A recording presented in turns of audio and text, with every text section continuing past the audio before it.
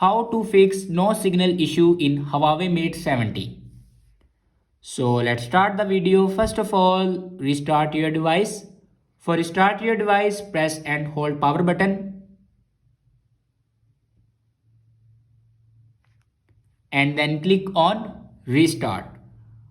After restart your device, then swipe down to your control center and here you can turn on or off your airplane mode. After turning on or off your airplane mode, then reinsert your SIM card.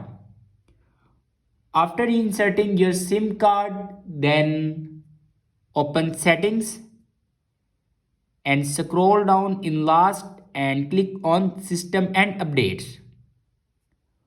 And then click on software update.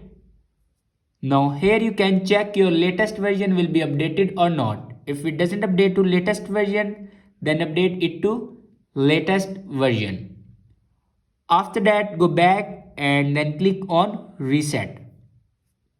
And click on reset network settings. And again click on reset network settings. After reset the network settings, your problem will be fixed.